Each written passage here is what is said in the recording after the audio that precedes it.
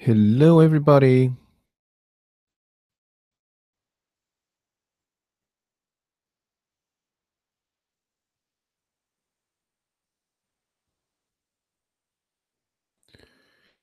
Hello, everybody. Good evening. How are we all doing? I hope everybody is well. Hold on a second. I've forgotten to put my lights on.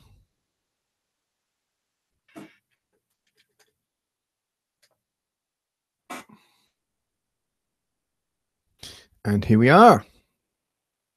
Hello, hello, hello. There we go. Oh, I think for some reason my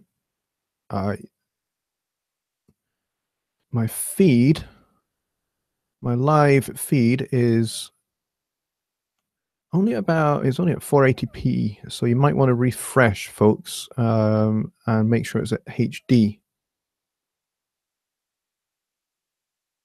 I appear to be buffering, I think.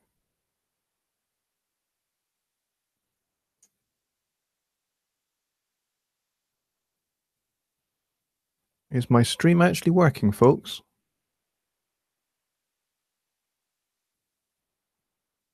Okay, I refreshed. There we go. So far, so good. Good. That's what I like to hear. Excellent. So who do we have here tonight? We have Martin Weeks. We have James Hall. Good to see you, folks. And Stephen Greenwood. Beatrice, my good buddy Skip is here. And who else? Woodbeast is here. Rainer is here. And so far, so good at the moment. And yes, I am also getting the same news that you guys are about what's happening in Texas. I would like to say it's profoundly deeply shocking and disturbing what is going on, and it is. Sadly, it is all far too commonplace. Now, I'm not on this broadcast to make any political statements, so I'm not here to discuss my position on gun control, and I am not here to discuss my opinions on such matter. That's not what my YouTube channel is all about. However, I will say that I am very, very disturbed by what has been happening in the United States in recent months in particular. Far too many people have been killed. Far too many people who are just enjoying life, doing what they do. They're either at a music festival or they're in a church, and they're being killed for literally no reason whatsoever, and that is stupid, and it's ridiculous. But that really is all I'm going to say on the matter. Woodby says not only the USA. Yeah, I know it's happening in other places in the world. Absolutely, but you know, it seems to be almost every week, and that's I'm not exaggerating. I wish I was. I wish I was exaggerating, and people could challenge me and say, "Hey, no, it's not happening that often." Well, unfortunately, it is. But as I say, I'm not going to politicize this because that's not why I'm doing this live stream. However, I did want to get that out there that I am profoundly and deeply affected because you know, you guys might think that I just sit here in my tiny little studio in Edinburgh in Scotland, and that I don't really understand what goes on in the United States. Well, actually, I'm going to tell you something. I really actually do. My sister has been in the United States for 25 years. She is an American citizen. She has dual citizenship, and she's married to an American, and she has 2 American-born boys. And I have, for many, many years, over 30 years, been a student of American politics and American history. It's something I'm very passionate about. I love America. It's one of my favorite places in the world. And I have lots and lots of friends. All of you, the vast majority of my audience are based in the United States. And I care about every single one of you. You guys are incredibly important to me. I can't do what I do without you folks. So that is the end of my discussion on the subject, and that's it. We're not going to talk about it any further. I've said my piece, and you guys know how I feel about guns. If you don't, I'm going to sum it up in one sentence for you, and that's going to be the end of the discussion on it. Okay? I hate guns. I hate them. They're the most destructive thing that a man has ever invented.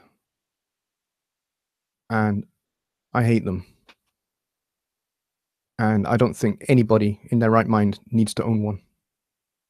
And in fact, if everybody broke up their guns, melted them down, and turned them into plowshares, the whole world would be a lot better of a place.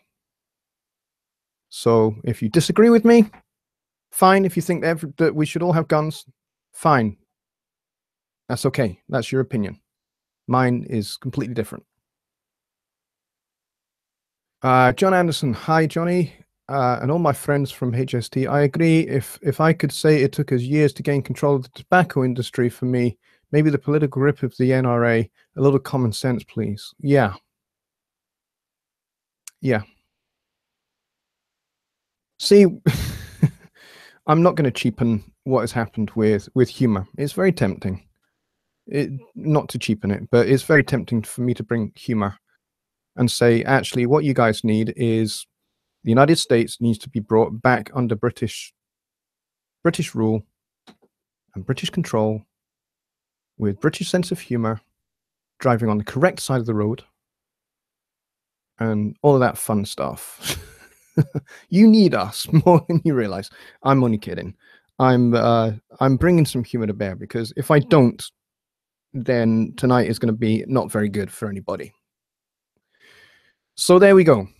We are going to end the gun debate right there, and I'd appreciate it, folks, if we end the gun debate right there in the chat as well, okay? Because we're all going to have very different opinions, and I don't want to see argument happening here tonight, okay? Because that doesn't help anybody, and it certainly does not help the good folks of Texas. And I know that my good buddy Skip is right there in the midst of it all. And so, Skip, you know, we are very, very much thinking of you, praying for you and the people of your state. And unfortunately, that's the best I can do right here. You know, I can sit here and I can pontificate, I can preach on the subject, I can talk at length, I can give you statistics, I can give you the strongest arguments possible, but you know what? It's not really going to change anything. So I've said my piece on it. All right, let's get to audio, folks, because that's what we're here for. And I don't want to lose any more viewers tonight. And I certainly don't want to lose any friends over this, because really, as much as this is an important issue, it's not worth losing friendships over. Friendships are important, because if we don't have friendships, then we all go totally insane. So let me just sum up by saying everything that I've said on this subject is said in love for you guys. I love you guys. You guys are awesome. You're the best people on the planet, as far as I'm concerned. So let's get to audio then. Now, I had figured that we could talk a little bit about parallel compression and that kind of thing, because a few people have been asking me about it recently, and do I or do I not apply parallel compression to my mixes? The answer to that really is, it depends. And yes, Martin, you did send a question. That's fine. I'll get to that. Don't worry. Okay? So don't panic yourself. You're talking about donating to me to get me across the pond. You guys are epic. I really appreciate that. It's going to take a lot of money, folks. It really is. It's going to take, I don't know. It's going to take probably $1,000, if not more.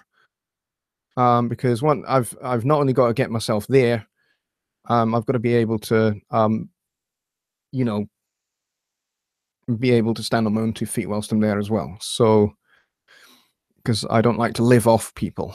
As much as I appreciate it that people are saying, hey, you can come and stay at ours, that's great. And I may well take you up on that, those of you that are in the Chicago area. But, you know, I still want to be able to pay my own way with food and, you know, drinks and going out to clubs, that kind of stuff.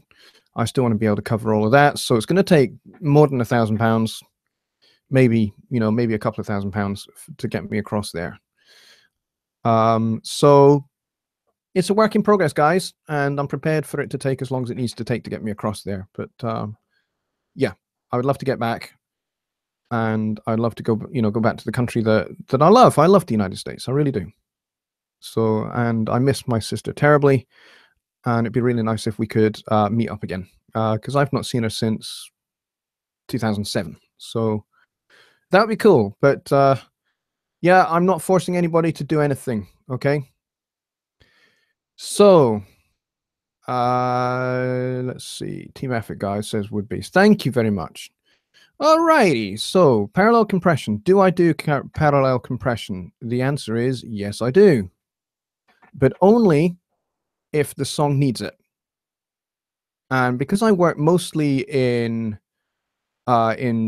jazz and acoustic music, I don't tend to do a whole lot. I don't really do a whole lot of parallel compression because the music that I work in doesn't need it. Which is why it was really interesting. If you're a member of learningtomix.com, the first month you would have been able to mix one of my songs from my EP from 2016. You would have been able to mix Chanel. And a lot of the mixes were really, really interesting. I learned such a lot about how y'all, there you go, there's an Americanism for you, how you guys have taken my song and, you know, you've all approached it in a very different way. And some of you folks have applied parallel compression to the drums and that kind of thing, which I thought was really interesting, given the style of music it is. So some songs you really do need to do it. You know, rock music, yes. Pop music, you probably do. Metal, I would say probably. So we're going to look at a few options, and every single one of these options that we're going to look at for parallel compression, if you're really familiar with parallel compression, that's great. Then, you know, maybe you can help me out in the chat and answer some questions of those that are not very familiar with it. But you know, if you're not very familiar with how to do it, and the best ways to do it, and different ways of doing it, then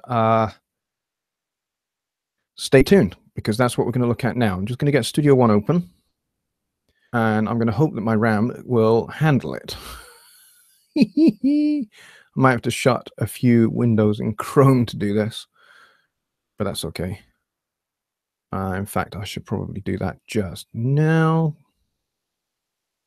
because otherwise this system is going to bog down super fast. So bear with me a minute, folks, whilst I get all of this set up. So I'm just going to close everything apart from YouTube so I can still see my feed.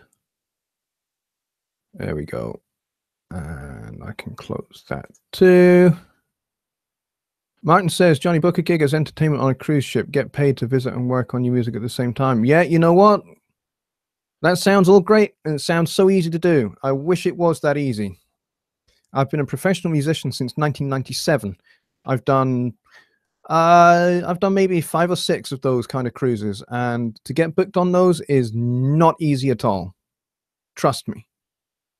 You know, and that's as a musician to work in one of the bands that works those cruises. To actually book yourself on a cruise as an act in your own right That is a lot harder. It really is. Um, trust me. I have I have been there and I have done it. So it isn't so easy, right? So I need to make sure that I share my screen properly this time, because I think the last time we did this, it went a little bit funky and you could not see my whole screen. Well, you could see my screen, you just couldn't see the plugins and stuff. And that's because I was showing the application and not the whole screen. So hopefully, hopefully, you guys are now seeing the correct screen, which you are, which is great. Alrighty, so I am actually going to open up Chanel now that we talked about it a little bit there. And we talked about parallel compression. Now, in this song, I don't have any parallel compression on my drums or anywhere else for that matter at all. I just didn't think it needed it. And for the most part, most songs that you work in this style of music, you're not going to need it. Because jazz music and jazz related music in particular is deliberately very dynamic. So you want to make the most of the quiets and the louds and everything in between. So really, you're not wanting to do a whole lot of compression in general in this style of music. I tend to with jazz music or with any acoustic music, really, I tend to only look to do maybe 3, maybe 4, 5 dB of compression at the very most, because it really just doesn't need it. So I'm just going to mute my speakers, and I'm going to put these headphones on if I can get them off my mic stand, so that I can hear. So I can hear what is going on here. So what we're going to do is we're going to create some parallel compression here, and hopefully you're going to see exactly what I mean. So the first thing I want to do is I just want to check that you guys are seeing my screen correctly, which you are. You should be. And we'll do an audio check first, and you guys can tell me how the audio is coming through in Studio One. Okay. And oh yes, please do hit the like button if this video is this live stream is helping you. Hopefully it is. So let's create a new bus. Actually, well, we just add a bus channel. We'll create it red like everything else, and we'll call this drums. I'm going to do it on the drums, but you can parallel process pretty much anything, to be honest. And I know there are some mix engineers. Dave Vignola is definitely one of these, where he has a parallel bus for every bus. So he has a bus, and then he has a parallel bus for each one of those buses. So he will parallel process every element of his mix pretty much. And that is a genuine mixing methodology. And it works really, really well for certain styles of music. And I'm not really sure that this is one of them, but what it tends to do is it tends to make the mix really come forward and have a sense of real excitement about it. So it is a good way to do it. So what we're going to do, first of all, is we're going to get the fat channel on here on this parallel bus. And we're going to go with the FET style compressor. We're going to go all buttons in, and I'm going to dial it in just a minute because I haven't set up the send. So once you've set up your parallel bus, like I have here, and you've got your compressor of choice in, I'm using the fat channel because the fat channel comes with Studio One, and it's free. I'm going to show you another free option in just a minute, and I'm going to show you how you can actually do this with the regular compressor as well. But I'm going to show you in just a minute. I'm going to show you a great free option that you can get. If you have an iLock, you can get this, and I'm going to show you it in just a minute. So once you've created your bus, what you want to do is you want to take your drum bus and you want to create a pre-fader send. Okay. So I choose P drums and you want pre-fader. So I'm going to change this so it's orange, and I want it to be at 0.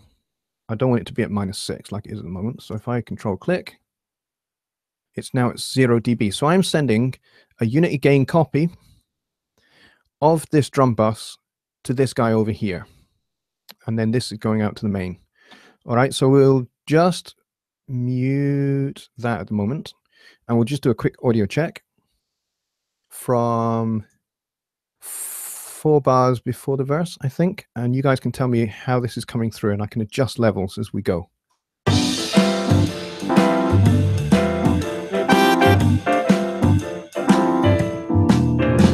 I am, and I'm staring at my phone.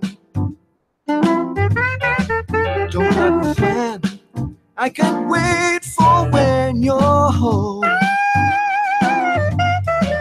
There'll be wine and sweet recline. Close my eyes, see the sailors spend their pay. All right, folks, can you let me know how that is for volume? Is it too loud, too quiet? Sounding good, says Martin. Good. Next question. Is it in stereo? I hope it is. Should be. But I am using Google Hangouts to do this, so it might be collapsing to mono because of how Google Hangouts works.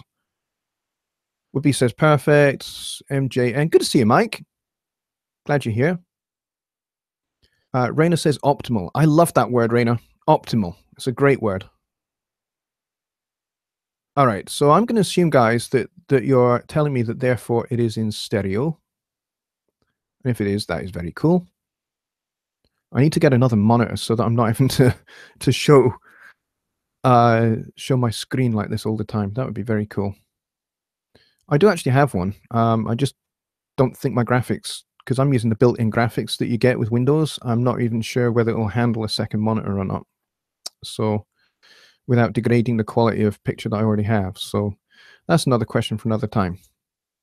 So, now that I've created this parallel channel and we've done an audio check, and it should all be coming through fine, what we're going to do is we're going to dial this in a little bit. So, we'll go from the first verse. And the idea of this, and as a few of you said there, that you do this all the time. So we're going to squash the living poop out of this.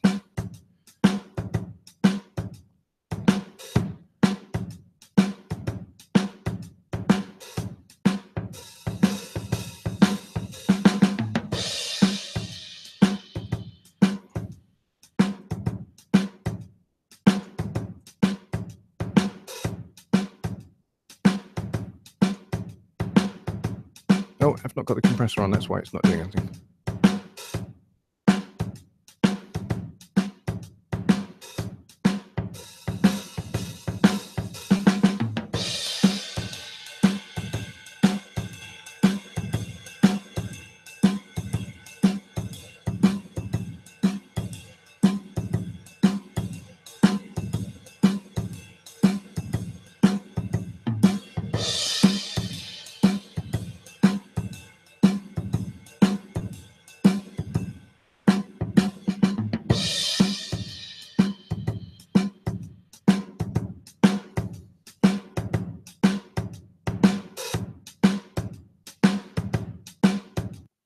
All right, so we are slamming this at around about 10 dB or so, which is pretty cool. Sounds pretty good. Let's play it in the context of the mix and see whether this has actually worked for this style of music. I suspect that this won't sound very good. And that's not because I don't know what I'm doing. I think that's more to do with the fact that there is a lot of room in the drum mix as it is, because essentially the drums were recorded with a mic inside the kick drum and a mono overhead mic as well. So very, very minimal miking because I liked the sound that I was getting with just the 2 mics. So it's all about where you place that mono mic that makes sure that you capture the entire drum set. So there's a lot of room in the sound as well. So this might not sound much good, but we're going to give it a shot. And why have I still got mute? Oh, there we go. So let's give this a try and see how it comes across. And I'm going to back this right off, and then I'm going to bring it in slowly and see what we get. Here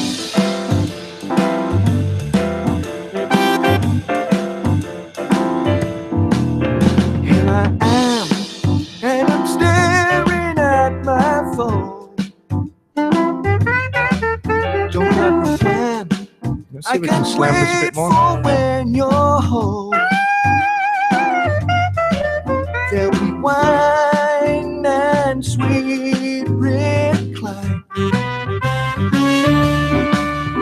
Close my eyes, see the sailors spend their pay. My heart cries.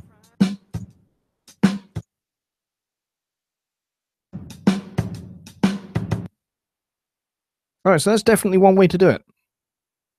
And I think that sounds all right. That sounds pretty good. However, I don't think it really works for this song.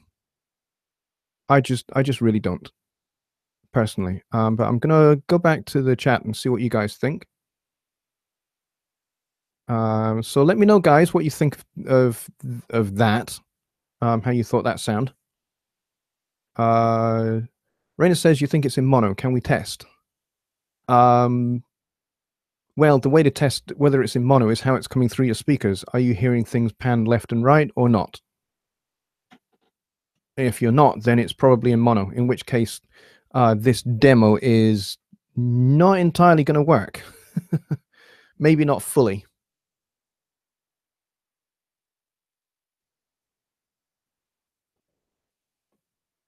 So let me know what you think, guys. But that tends to be how I do parallel compression when I need to do it. I just absolutely slam the living poop out of this, and then I blend it in with the original mix, and that's how I do it.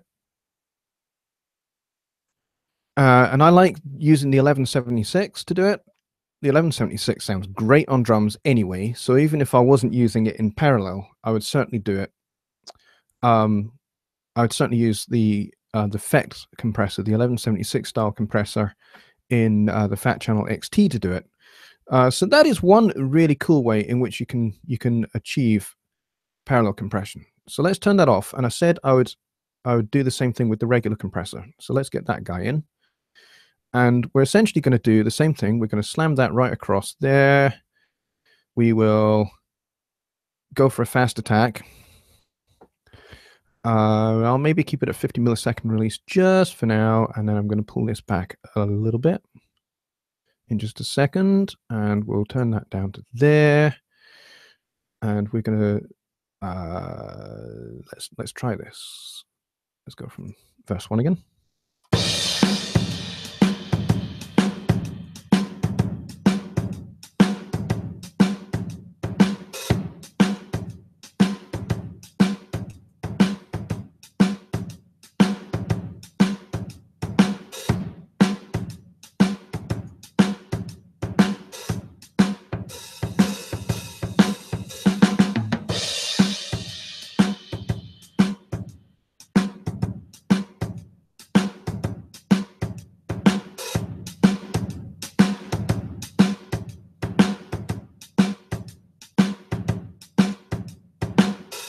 Okay, in the context of the track. From above,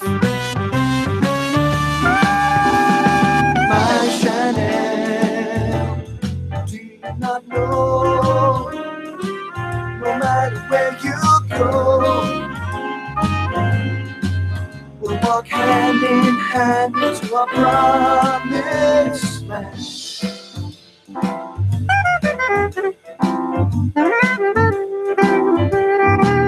Open the door, and my world fills up with light.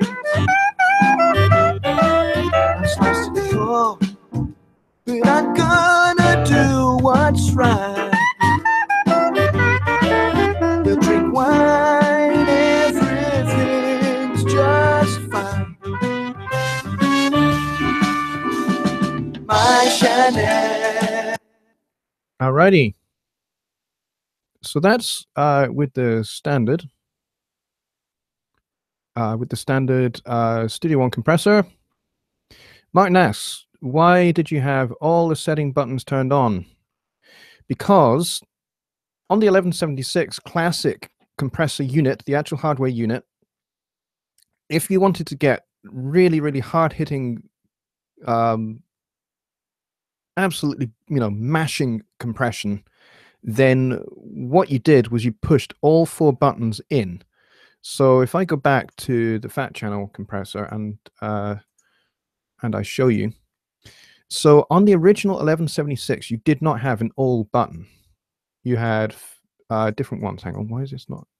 What's going on here? Uh-oh, I think Studio One's crashed.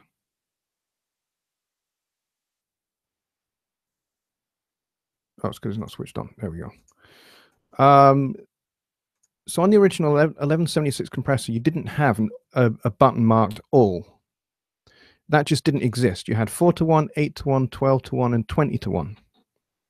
And so some bright spark back in the day worked out that you could get slamming compression by pressing all 4 buttons in at the same time, all 4 ratio buttons in at the same time. And so so basically this form of compression was discovered a little bit by accident, I suspect, on the 1176, and they figured out, well, if you crank the input and the outputs, set your attack and release how you want it to taste, but have all these ratio buttons in, you get absolutely stomping compression, which is great for parallel compression on drums, and it gives a real sense of excitement and brings those drums forward. But what they've done with the Fat Channel XT is they've given you that all. So instead of having to click all 4 buttons in, which actually when you do, see, they individually switch on. So you're not going to be able to get that all buttons in unless you press this button here. And that gives you all of these buttons pressed in. And it gives really, really heavy and intense compression, Martin. So that's what that's all about. So that's designed to simulate the all buttons in effect on the 1176 compressor.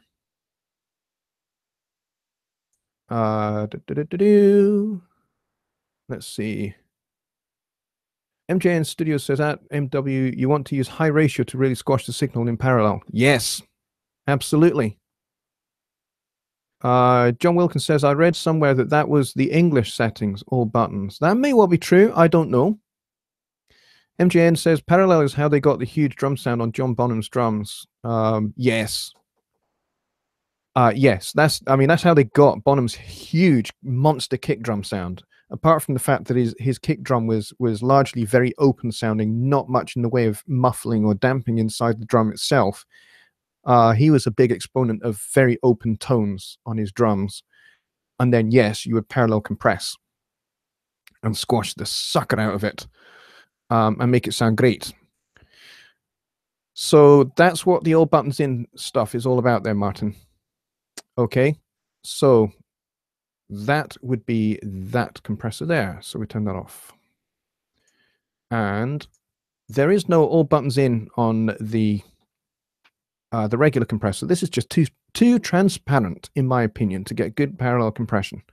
Yes, you can turn it up to 20 to 1, but really it doesn't slam nearly so hard. And it's too transparent. It doesn't add anything. It doesn't give you any excitement that the 1176 does, because you're engaging all of the ratio circuits in the 1176, which means that the audio goes through all of that, and then when it comes out and is printed to the track, as it would have been back in the day, what you end up is with something that the signal isn't just reduced, it isn't just compressed heavily, which you then blend back in with the original signal, but you end up with something that has some extra harmonic content, which is provided by the hardware unit itself.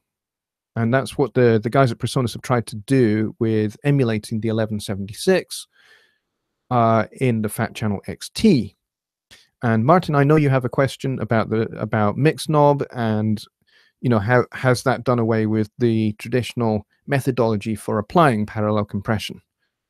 And I'm going to answer that question. I haven't forgotten it. I'm working up to it. Okay, everything in order. So I'm going to turn this guy off as well. I'm not going to take this one out yet. Now, if you are one of those that owns an iLok, you do not have to be a subscriber to Slate Digital to get this. Okay, you just need to have an iLok 2 or an iLok 3 to get this, and you can get this for free. Now, it is a Slate Digital plugin, but it is for free. In fact, there are a few different free ones that you can get. And I'll tell you the truth, I've not actually used this particular one yet, so this is going to be fun. Okay, now I'm opening Slate Digital over here, and what I want is the virtual mix rack. So we're going to get that on there. Now, given how fast my computer is, this takes a second or two for the GUI to sort itself out because my graphics card is a little bit slow. So hopefully this is not going to crash the stream. I'm going to check.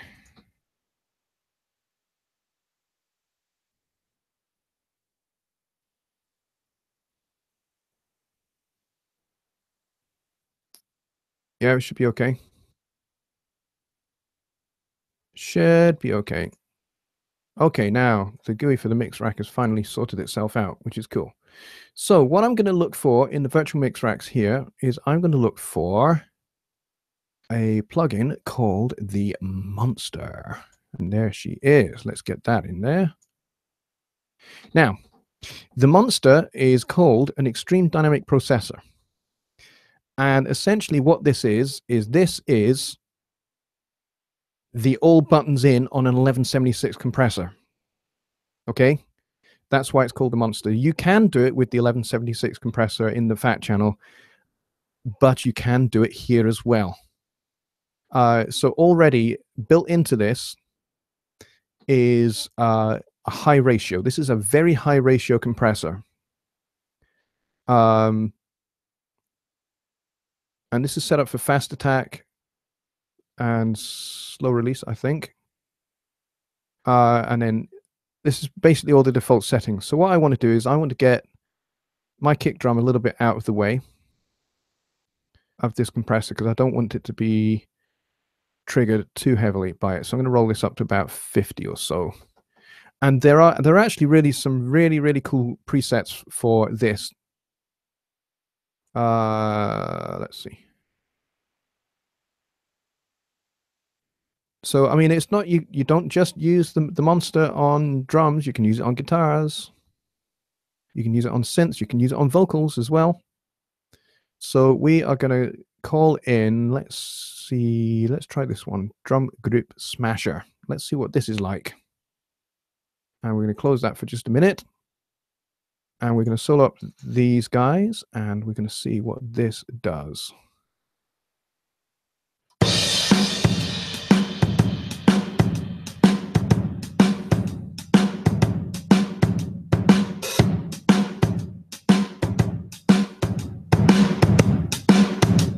Okay, that's a little bit crazy.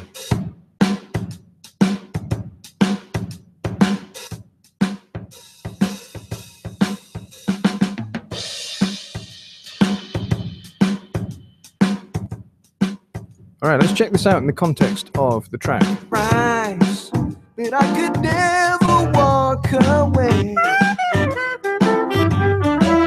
For my love comes from above. I shine, do you not know? No matter where you go. Now, what you might have noticed there, folks, is the hi-hat now sounds a lot clearer and crisper than it did before. Bobby Booth says the Revival, the Trimmer, and the Monster are free from Slate. Correct. Steve Greenwood says, love the Monster, use it all the time on room mics. Yes, absolutely. And the rest of you are talking about Bonham's kick drum, which was a 24-inch by 14. Yes, you know why he had a 24-inch by 14 drum, don't you? It's because that's the size kick drum that Buddy Rich had. and Bonham was a bit of a Buddy Rich fan, as most drummers are if they're really honest. Yeah, so the monster is free, as is the revival and the trimmer. Now the cool thing about this little guy over here is that it has a punch button, which basically gives you back some of the transient that you take away from having a fast attack. I don't know how it does it. Don't exactly know what it does under the hood, but it does that somehow.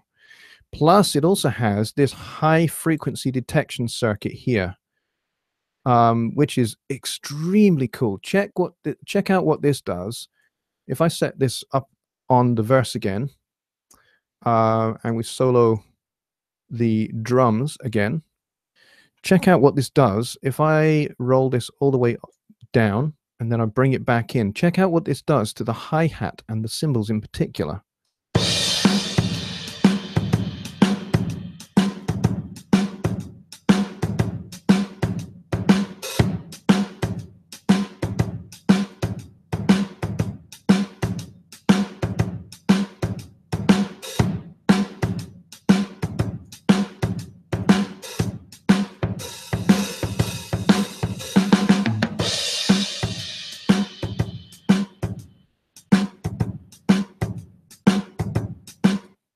Now, hopefully what you should hear, you may not though, because of the way Google Hangouts and YouTube are working with the audio. But what you should be able to hear is that when you turn up this high frequency detection, what that does is it means that the compressor acts a little bit more on the upper frequencies. So it smooths out any harshness, which is why, as Stephen Greenwood said, he uses the Monster on overheads all the time, because it smooths out the cymbals. It compresses the cymbals a little bit more, which is great, for taming those kind of things.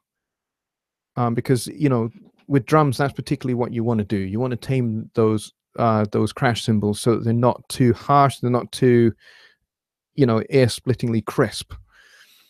And then it has a high-pass filter, which is great because that means that the kick drum is not really hitting the Monster too hard, if at all, in fact. So basically just the toms, the snare drum, and the cymbals are going through this guy. And then the mix knob set at 50%. So I could ostensibly set this to 0, set my parallel bus channel to 0 dB, and then use the mix knob here. What am I doing? And use the mix knob on the Monster to control how much of that parallel track I want. And this goes to Martin's question about, does not having a mix knob on a compressor eliminate the need for creating a separate parallel bus or using the splitter in Studio One? Does not that eliminate having to have a separate parallel bus? It's a great question. For me, it doesn't, because this is all about methodology. Yes, you can just stick the Monster on at the end of your chain on your drum bus and use the mix knob to balance how much wet and dry signal you have. You can totally do your parallel compression that way. Absolutely. And it means you don't need to create a new bus. You can do it that way. Or you can use the splitter and have the same effect, not having to create a separate bus. You can totally do it that way. So this is more about methodology. For me, it doesn't eliminate completely the need for having another bus. You can have another bus if that's the way you want to do it to achieve the result. Yes, you can do it all on the one channel. Absolutely. That's the beauty of a mix knob. But some people, they want to have it on a separate fader, so they're not having to keep on opening up the plugin GUI to adjust the level of it. You just adjust the volume fader. And that's my personal opinion as well. But there are some times where I will just use the mix knob and set it and forget it. It depends.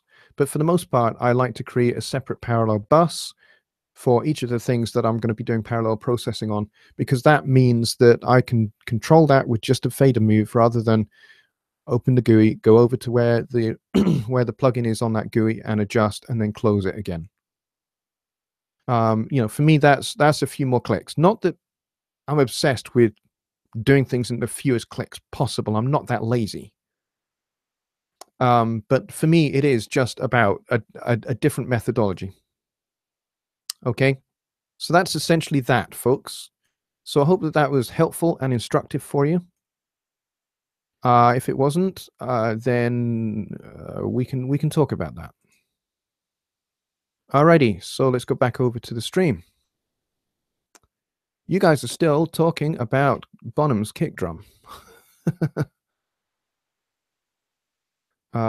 Stephen Greenwood said Bonham began as a jazz drummer, I believe. Yes, he did. Martin Weeks says Buddy Rich is the drums what Stevie Ray Vaughan is to guitar. Actually, I would say Buddy Rich is to drums what Mozart was to the sonata form. Buddy Rich was a pioneer. It wasn't just that he was a great drummer, he pioneered a whole bunch of techniques that nobody had ever done before. You know, the whole thing of using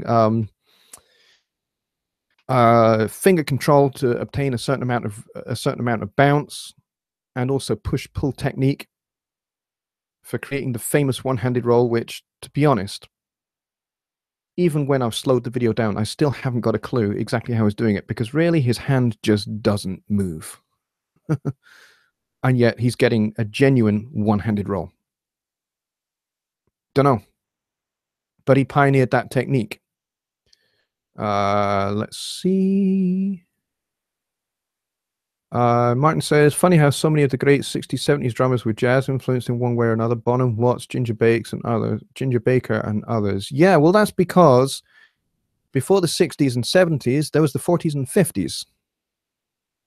And during certainly during the vast majority of the 40s and 50s, jazz was king. Until you get to, Elvis Presley and a few others who pioneered rock and roll. But before that, you had jazz was all it was. You had swing music, you had small band swing music, you had big band music, and then you had bebop.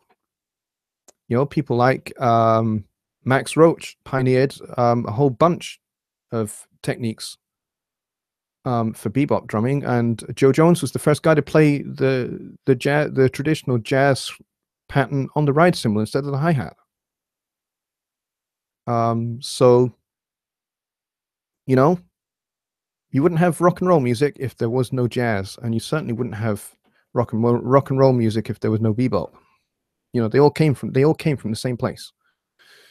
So yes, a lot of drummers were jazz influenced because they were trained that way. If they had any drum lessons at all, some of them did. Charlie Watts in particular. Ginger Baker was another who had a lot of drum lessons when they were younger. They learned jazz because that was the music of the day. That's what you did. And in fact, if the Jimi Hendrix experience, Jimi Hendrix's band at the time, both his drummer and his bass player were jazz musicians. They were jazz trained, and that's, I think personally, what gives Hendrix's music of that period such a unique sound, was the fact that it was so jazz influenced. And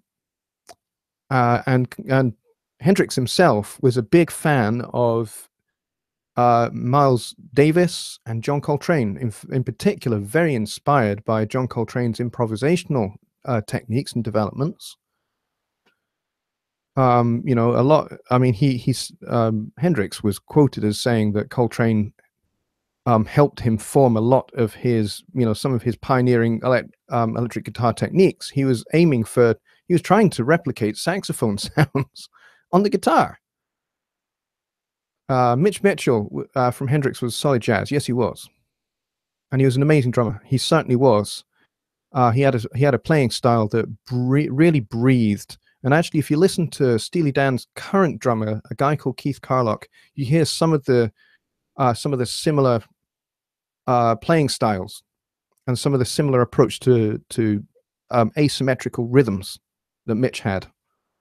Rain says, my uncle, Max Gregor, and Paul Kuhn were great jazz musicians here in Germany. You know what? Germany has a wonderful jazz scene. I've played Germany a few times. I played the Frankfurt Jazz Festival quite a lot when I was younger. And we always went down a storm whenever we came over to Germany to play. Now, see, I don't know much about Germany. I only know hotels and clubs. That's about it. Stephen says he took lessons from Ed Soph in junior high. You recognize the name, Johnny? Yes, I do. Keith Carlock took lessons with Ed Soph as well. Yeah, I believe we're talking about the same person. Yes, we are talking about the same person. That's awesome. Yes. Ed Soph has a wonderful approach to rebound, in particular, natural rebound and molar, as that relates to molar technique. Yeah, I learned a lot from Ed Soph, from his materials, and also from Jim Chapin as well. Martin says, was the drummer for Santana at Woodstock Ansley Dunbar? Amazing drummer. I don't know. Yeah, so we're all kind of chewing the fat about drummers right now. Didn't Ed Soph write a drum book or two? Yes, he did. I have one of them. I just can't remember the title. But yeah, I started out as a drummer. I started playing drums when I was 2 years old, and by the time I was 6, I was playing to a pretty good standard, good enough to play with bands. But yeah, I never had any drum lessons really. I had one guy, a guy called James Wycherley, who took me through. He coached me enough to be able to pass my my Guildhall grade 8 on drums, which I did in 1993, I think, because I needed to get grade 8 in order to go to university. You had to have to be grade 8 standard on your instrument. He teaches at University of North Texas. Yes, that's where Keith went. One was rudiments or basic snare stuff. Yeah.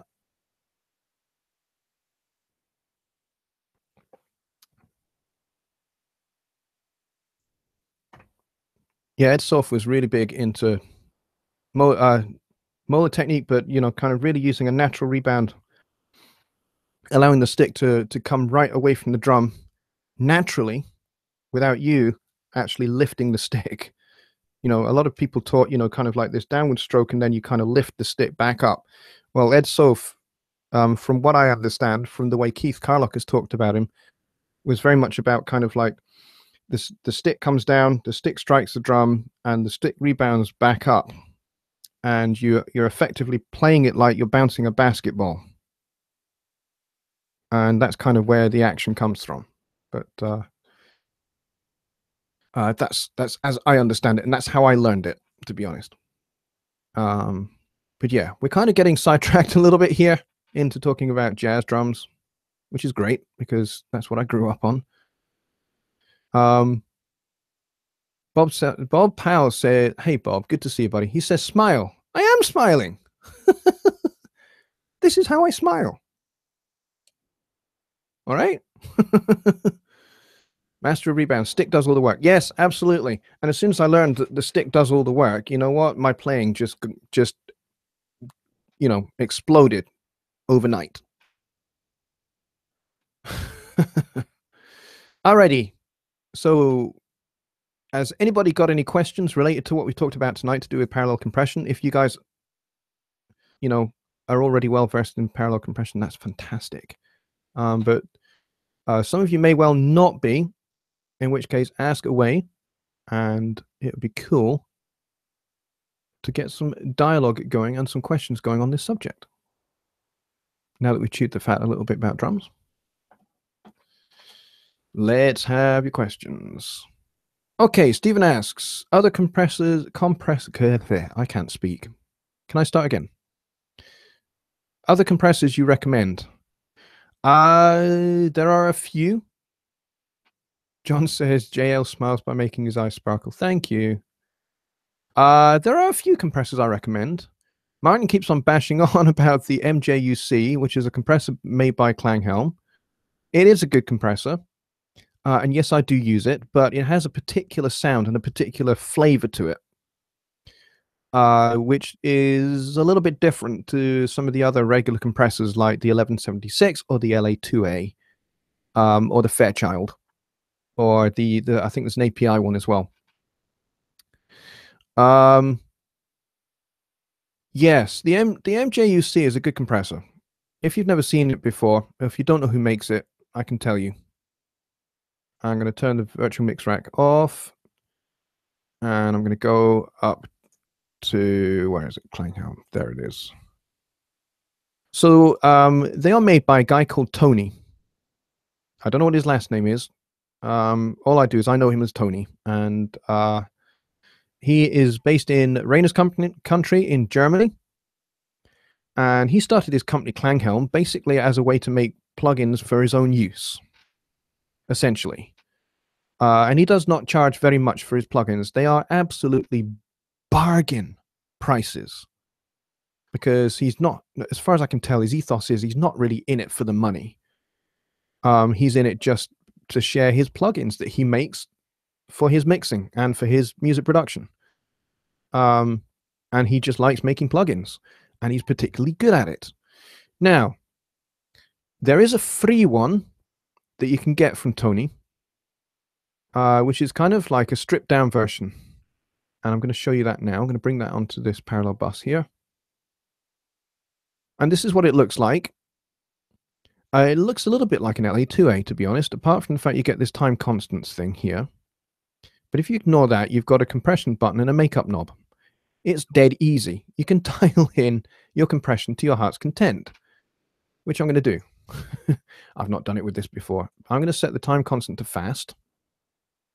And I'm just going to roll the drums here, and I'm going to turn the makeup gain to 0, which it is.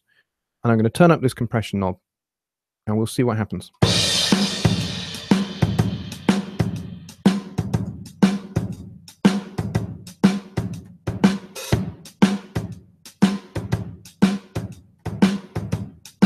All right, stick that in with the track. There'll be wine and sweet recline. Close my eyes, see the sailors spend their pay. My heart cries, but I could never walk away. For my love comes from above. My Chanel, do you not know? No matter where you go. Now that's actually pretty cool. Just using the MJUC Junior. That's actually pretty cool. Certainly this one brings the cymbals to life. That's for sure.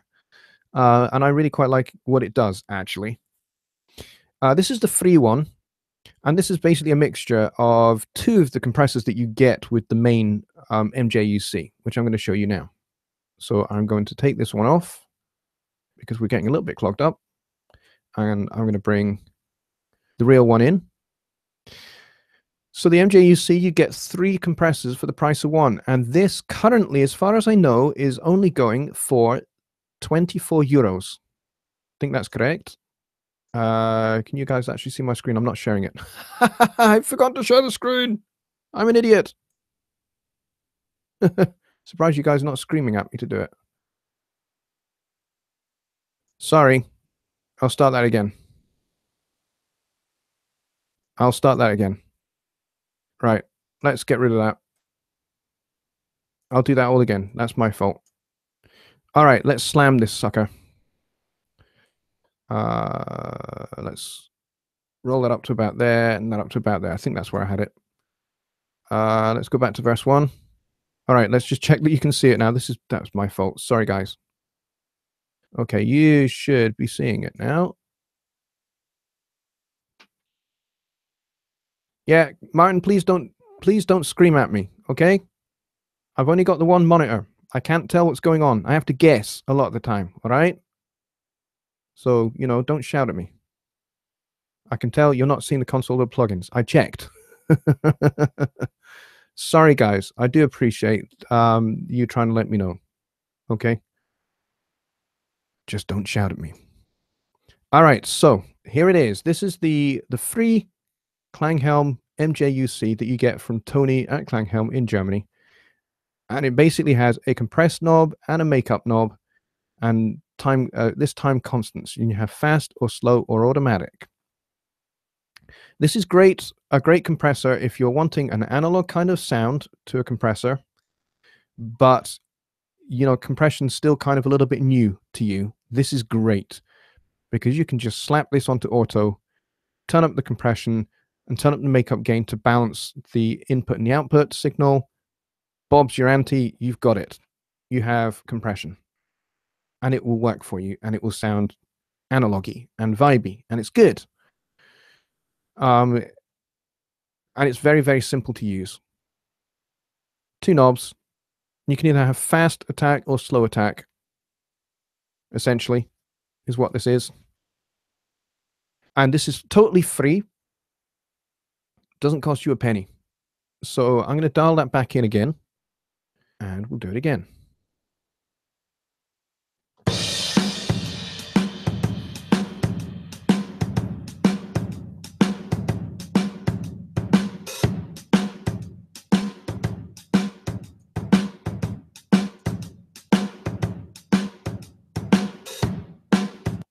Okay, with the track. And I'm staring at my phone. Don't understand. I can't wait for when you're home. There'll be wine and sweet recline. Close my eyes, see the sailors spend their pay. You know what, guys? I'll be honest with you. I think that sounds pretty good. It certainly brings up a lot of the room tone of the drums. That is for sure. It does that with aplomb. And certainly the snare drum pops out a bit more. But when you take it off, the drums certainly do sound a bit flatter, for sure. So this guy is great if you just want to dial in quick and dirty parallel compression on your parallel compressed bus. There is no mix knob on this. It's just dead simple. You just set it and forget it. Okay? Let's take this guy off. And this time I will bring in, this is the one that you pay for. Okay? You get 3 compressors for the price of 1. And this goes for, as I said, 24 euros. I'm just going to check that you guys are still seeing my screen. You are. Martin says, I love how the MJUC brings out the snare and hi-hat on the track. Sits real well in mix. Yes, it does. It does sound good. I don't disagree with that. So you get 3 compressors. You get a Mark 1, a Mark 2, and a Mark 3. And they all look pretty different. Now, I do have a nearly 40-minute video review of the MJUC on my YouTube channel. After this stream is over, you feel free, go and watch that. And this was basically me. I had literally just purchased this compressor. And I just decided to shoot in real time my literally instant first reactions to this compressor. So you get to see me getting a little bit excited about it. And you know what? I lost track of time. And then by the time I finished the video, it was just like, oh, I've been doing this for nearly 40 minutes. So hopefully that will give you much more of an in-depth look at what I think of this compressor. But it is very, very cool. So we will stick with this guy, and we'll stick the timing down to 1. We'll keep it on compressed mode. Now, the cool thing is you get this little drop-down thing here, and you get control over the timbre, a bit of drive, so you can drive this really hard and get a little bit of distortion. You do have a dry wet knob, and you have a sidechain filter that gets the kick drum out of the way, so we can roll that up to 50 or so. And we can really, really drive this hard as well. So let's try that. Let's try slamming this a bit more and see what we get. So let's go and solo up the drum buses and stuff again. And we'll play the track and we will dial this in on the Mark 1. And we'll try a couple of the other ones as well. Why not?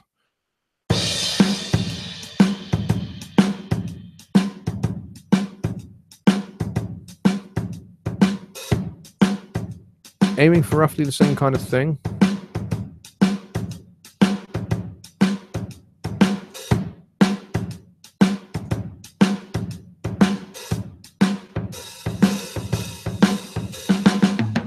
Make the tone dark a bit.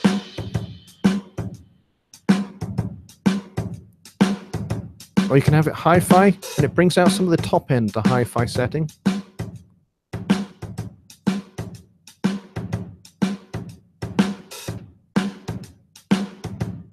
Okay, let's get this in the track.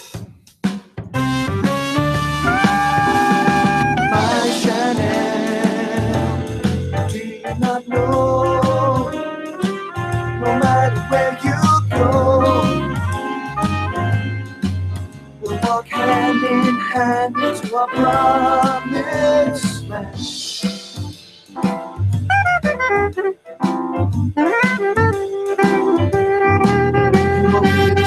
All right, let's go back up to verse 1 again. And let's try the Mark II. Might have to change some of the settings here, guys. Like, this has actually got a ratio on it. So I'm going to slam that across that way. And we'll keep the fast attack. Maybe not too fast. We'll allow some of that through. I'll go for a middle-ish kind of recovery time. And we will keep the same settings. And we will just go for it. And I'm staring at my phone. Don't understand. I can't wait for when you're home. There'll be wine and sweet recline. Close my eyes, see the sailors spend their pay. My heart cries, but I could never walk away.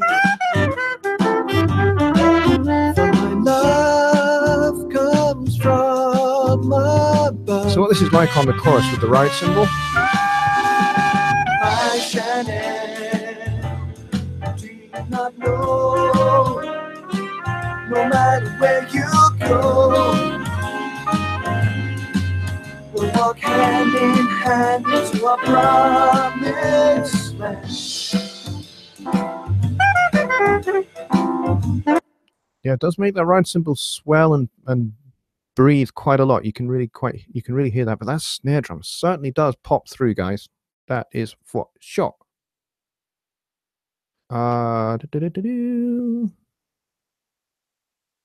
We have 13 people in the room still, which is very cool. And I'm just checking on the chat, see what you guys are talking about. John asks, Raina, are you doing much bass playing lately?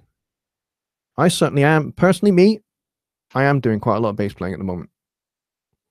All right, let's go back to this.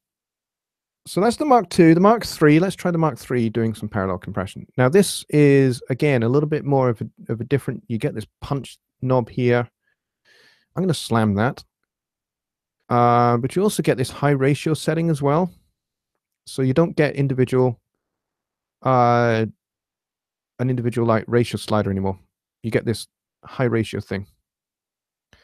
So let's take it back to the first verse. You guys are probably going to get sick of this song. Sorry. And I'm staring at my phone. Don't understand. I can't wait for when you're home. There'll be wine and sweet recline. Close my eyes, see the sailors spend their pay. My heart cries, but I could never walk away.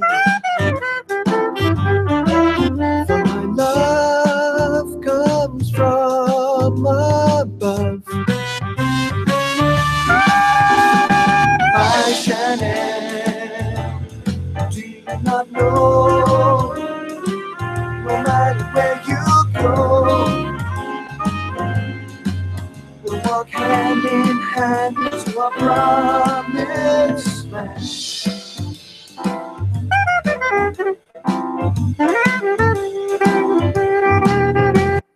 Yeah, not quite so sure I like the Mark III for parallel compression. It's kind of pumping rather a lot. So yeah, not really sure I'd want to use this for parallel compression, but maybe the Mark I or the Mark II. So there you go. That is the MJUC. That is another really good alternative. So we've looked at the Fat Channel, the regular compressor, and the Monster, and the MJUC Junior, and the MJUC itself.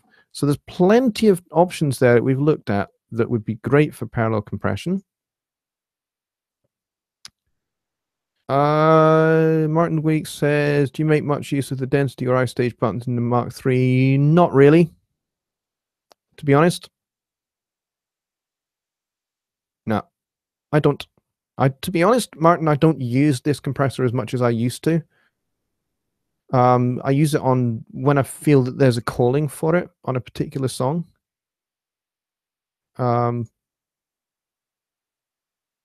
So I don't always feel like there is a reason to do it. I don't always feel like there's a reason to use the MJUC. Certainly not for the music that I do. I need a compressor to be colorful and yet to be subtle, to add a little bit of subtle color. But I don't need it to be, really quite aggressive.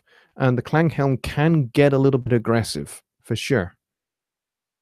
Even when you've got it on what I would consider, if I was doing that on an LA2A or something fairly, kind of moderate, light compression settings, you do that on the Klanghelm, and it can be quite aggressive. And I think that's just the way that Tony likes it when he designed the compressors. I don't know what style of music that he works in, but certainly they don't really work a massive amount for me. Sometimes they do. Sometimes I would use them I would use the MJUC sometimes on a voiceover if I'm after a particular character and a particular flavor for the voiceover. I might use it then, but more often than not, I'm running the voiceover through something like an LA2A, to be honest, and then into a limiter. So, folks, we are at 17 minutes past 1 in the morning here. That pretty much does the whole demonstration section. And I'm going to give this a few minutes worth of questions now, folks. So if you've got any questions, get them in before we wrap this show up. John and Raina are talking about bass playing and tuba playing, which is nice. Yes, I have played a tuba once upon a time. Martin Weeks says the MJUC's preset cold out front or up front is very good settings for vocals. Yes, I'm sure there are plenty of very good settings for different things in the Klanghelm. I just personally don't find that I use it very much. So there you go. Okay.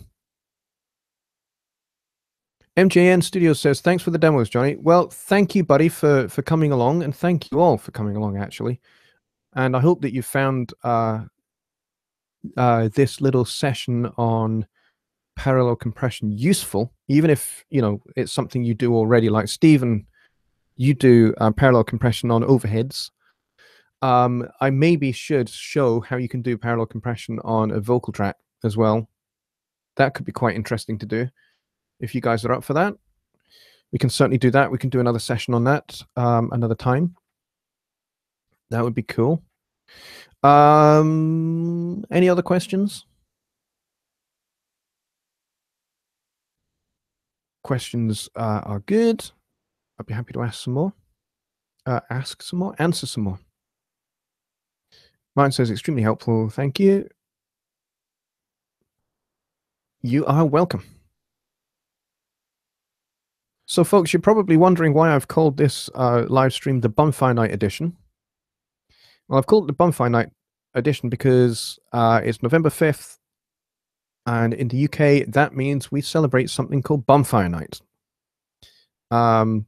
which basically means we celebrate, or well, we don't really celebrate, we commemorate the fact that an individual called Guido Fawkes and his merry band of guys, they hatched a plot to attempt to blow up the Houses of Parliament when the king was going to arrive to make his state opening of Parliament address, which happens at the start of every parliamentary term. The ruling monarch comes and makes an opens Parliament for the next parliamentary term, and this happens every year.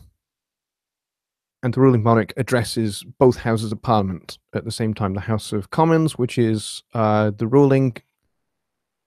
governing body of the House of Parliament. That's where the sitting government sits, and where the official opposition to Her Majesty's government also sit.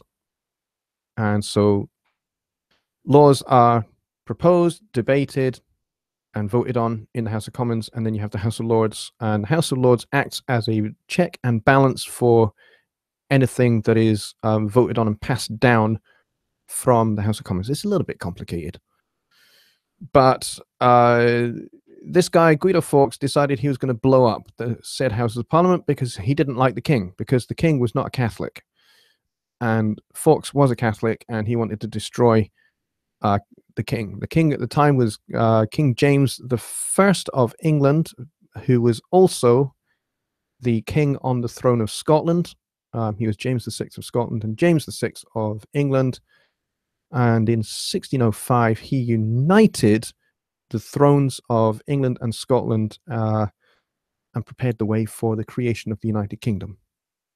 And Fawkes didn't like him because he wasn't Catholic, and so he tried to blow him up, and the plot was foiled, and Fawkes and his guys were hung, drawn, and quartered, pretty much. So that's what we commemorate, and we commemorate it with a bonfire on which we burn an effigy of Guy Fawkes, Guido Fawkes, and we have fireworks. And we've been doing this for ever since the 1600s, pretty much. So there you go. So that's why it's called the Bonfire Night Edition. So that's where I was when I posted a live stream video to the HST Studio One support group this afternoon. I did that when I was at the park just before it all happened, all the bonfire and everything else happened. MJM Studios says the LA2A is really good for bass parallel compression. I use the stock compressor on the channel and then parallel with the LA2A. How do you use the LA2A? I use the LA2A frequently on vocals, but I will also use it on bass as well. Yep. But I frequently use it on vocals, and what I like to do is I like to run my vocals through an EQ, then into the LA2A, and then into an 1176. Mike says no pics of the fireworks or bonfire. Yeah, they take time to upload, mate. Okay, and we got back at about 10 o'clock tonight. So, and given how slow my internet is, as you can tell by, they're not necessarily great picture quality here. It takes a while for pictures to upload, but they will appear on my Facebook page in due course, possibly tomorrow morning. So I use the LA2A primarily for vocals, but I'll also use the 1176 for vocals as well. But I do use it for bass as well, particularly on my fretless bass. It sounds wonderful, my fretless bass going through the LA2A. Love that sound. So I hope that answers your question. MJN says LA2A into 1176 for what reason? I like serial compression. Particularly on my vocals, I like serial compression. So I'll and besides which, they give you both two different flavors, two different kind of, tones. to the vocal. I just like the sound of it, to be honest. It is just the way I like my vocals to work. There's a lot of mix engineers that do that. They'll run through two different compressors in series, and I think maybe 10, 15 years ago, a mix engineer I know very, very well was setting up his vocal chain, and that's how he did it. And I really liked the sound of it. And so I asked him, I said, hey, kind of what's your vocal chain there? And he told me, and I was just like, I really love that sound. So I thought I would try it out. So I tried it out in my own studio, and I really loved the sound of it. And yes, it kind of does give you some control, some more control of the vocal, because of the different, attack and release parameters of the two compressors. So you're getting that kind of control with the vocal there as well. Stephen Greenwood says, can you do a stream on serial compression? Vignola does that as well. Yes, I can. Yep, I can certainly do that. I might even do a separate video on it, actually. Regarding tonal flavors, why the order of LA2A into 1176 as opposed to the other way around? That's just the way I like it, to be honest. I like the LA2A because it's smooth. It gives you nice smooth compression. And then I like to use the 1176 to give it just kind of like a little bit of a different flavor to the overall tone of the vocal. Basically, the 1176 is the last thing in my vocal chain. So I'm using the 1176 to basically give the vocal some character. And I'm using the LA2A to even out the dynamics of the performance, and to give it some shape. And then the 1176 is there to basically I'm using the tone of the compressor as much as anything else to shape the vocal sound with that way around. I haven't actually tried it the other way around. Maybe I should one time. Yeah, and MJN says LA2A smooths and the 1176 clams down a little more. Yes, that's exactly right, because the 1176, even on its slowest attack setting, is fast. It's just, it's just the way that compressor was designed. It's just a faster and somewhat more aggressive compressor, and it really does clamp down. So the LA2A is perfect for smoothing out your vocal performance going into that kind of style of compression. So yeah, I love it. Raina says he's a huge fan of the Fairchild. Yeah, I like the sound of a Fairchild as well.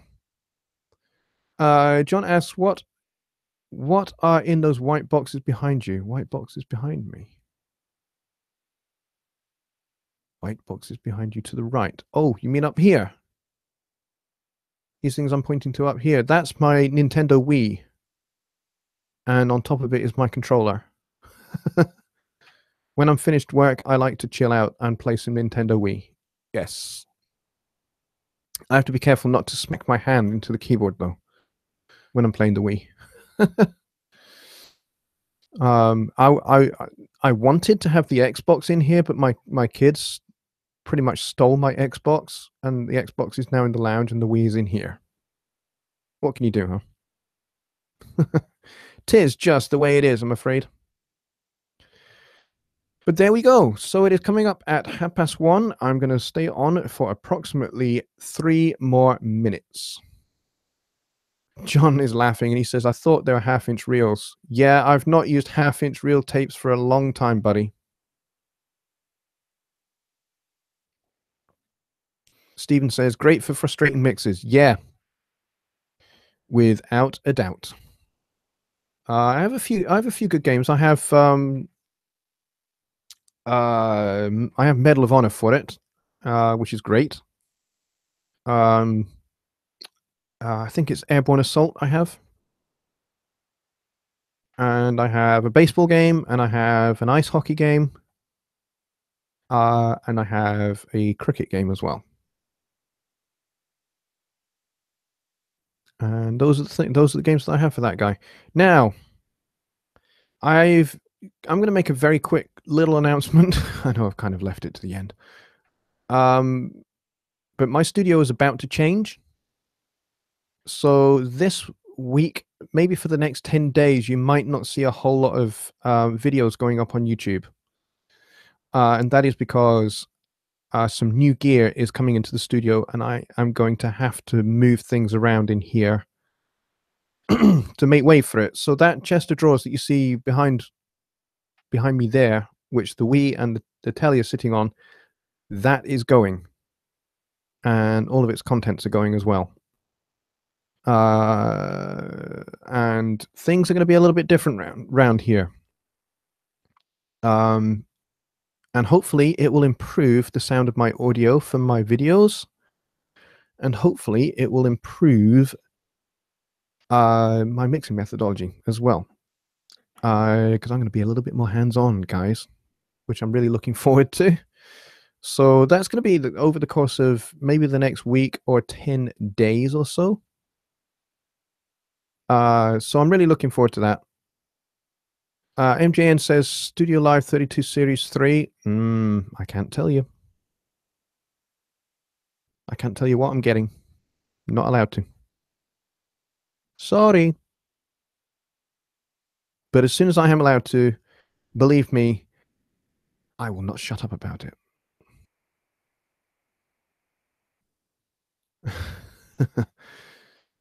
Steven says, what new gear? Yes, I am getting new gear. But I can't really talk about it, guys. At least not yet, anyway. But there will come a time when I am allowed to talk about it, and when I am allowed to talk about it, there will be a lot of videos going up about it. There will be a couple of new video series to do with it, and a few other things as well that are going to go up to do with it. So I'm very excited. The future is pretty exciting, and yeah, there's lots of good things on the horizon. So this room is going to change a bit, and potentially, possibly, maybe in maybe 12 or 18 months' time, I might actually not be in this room at all. Hopefully, I might be in a bigger room. And hopefully, I will have faster internet, which will mean better live streams. So watch this space, folks. I'm hoping that all of these things are going to happen, particularly the moving bit. Hopefully, we're going to have a new home. And the Jonny Lipsham Studios is going to have a new home as well. So I'm really quite excited about all of those possibilities, because I would dearly love to have faster broadband so that I can actually, do proper demonstrations rather than kind of my kind of lo-fi mocked up demonstrations that I'm doing in my live streams at the moment. John says that room is like the pyramids. Nothing ever changes in there. Well, you know what? If you and I had known each other, John, maybe 3 or 4 years ago, this room was very different then. Yeah, there was a lot less gear in here than there is now. So it's all exciting, folks. So over the course of the next week to 10 days, might be a little bit less content going up. We'll see. I'll try and sneak up a few videos. And I will certainly document the process once I'm allowed to, of getting all this gear in and getting it installed and everything else. Keep the infamous half cymbal stand. You know what? I've added to it. The cymbal stand is now hiding behind a tom-tom holder rack thing. Yeah, that's my floor tom stand now in there, hiding. It's the half cymbal stand is hiding behind it. Yes, I will keep those, and I will make sure that they are always in shot in every one of my videos. I promise. MGN says, "Hey man, your streams work." Thank you. I really appreciate it. Martin says, I still want to know why you cut your hairs. What? What? Do you never cut your hair, Martin? Do you never, ever cut your hair?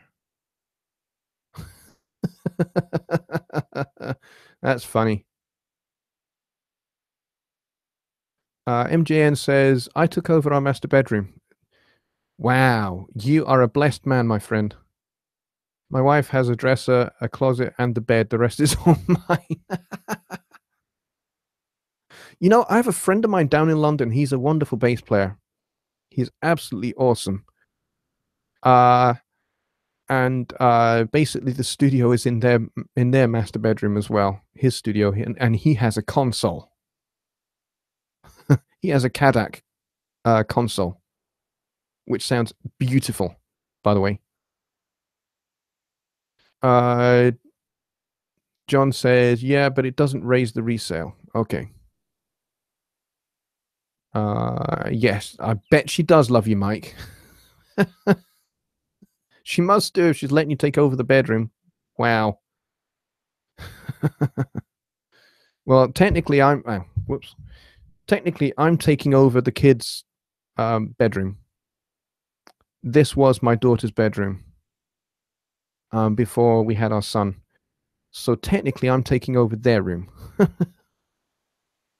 But then again, technically, they're taking over the master bedroom, and we are in the lounge. We've converted part of the lounge into a makeshift bedroom. It's the only way it could work. Stephen says, I'm divorced and have the whole house. Well, I'm glad you have the whole house, buddy. That must be awesome. Raina says, I wish we had a bedroom. Yeah, I know your situation, buddy. All right, folks. I am going to call it a night. It's after 1:30 in the morning here, and I have to be up early because I have to take my kids to school. So, and I have had not the best night's sleep for the last couple of nights because, well, I've had a string of bad news, that I don't really want to talk about. But some of you will have heard about Steve Currington, who was one of the founding members of the Persona Studio One Facebook group. He was one of the admins there, and he also is instrumental in the development of Studio One itself. He was I think he was one of the first beta testers, as I recall. Well, he died just a couple of days ago. And I knew him quite well because he had helped me make my switch from Cubase to Studio One. So he'd been actually quite instrumental with that, and he actually introduced me to Johnny Gibe. So I was really, really shocked and saddened to learn of his death because it was very sudden. And my wife and I, we have a family friend who is also one of my wife's work colleagues who is probably not going to be amongst the land of the living for very much longer, and she's kind of our age as well. So yeah, so we've had a rough couple of nights, and I've not really slept very well, so I need to get off to bed.